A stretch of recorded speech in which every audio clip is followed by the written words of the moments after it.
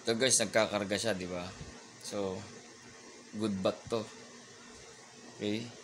Kakarga siya. Yan. Ngayon, titignan natin kung may lumalabas na na power dito sa USB. Okay?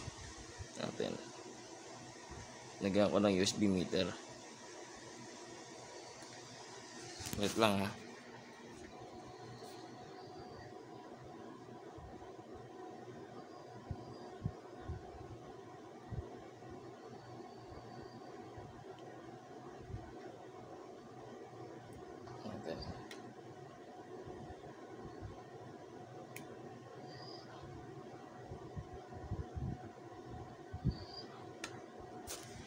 Nilagay ko ng USB meter.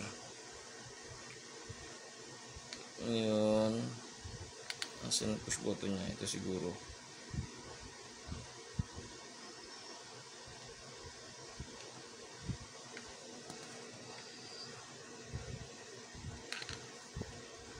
Okay, baka wala pa siyang charge gaano.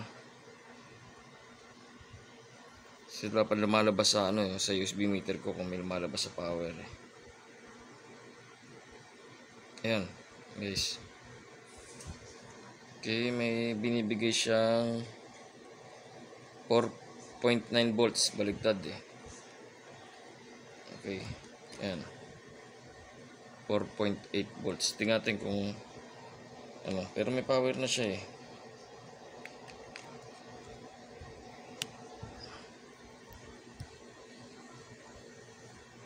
Ayan. Natin kung magkakarga. Hindi pa nagkakarga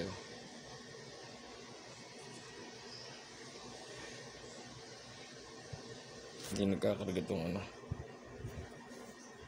ito cellphone.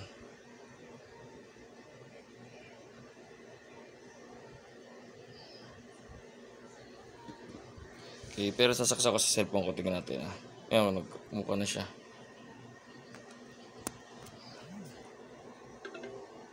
Guys, nag-charge yung cellphone ko. Yan, kumukuha na siya ng sorry, di nakikita. Ng 899. Okay, kulang-kulang 1 ampere. Okay, so antayin natin ma-full charge to. Tapos balik ko kayo. Tingnan natin kung ano magagawa natin. Okay?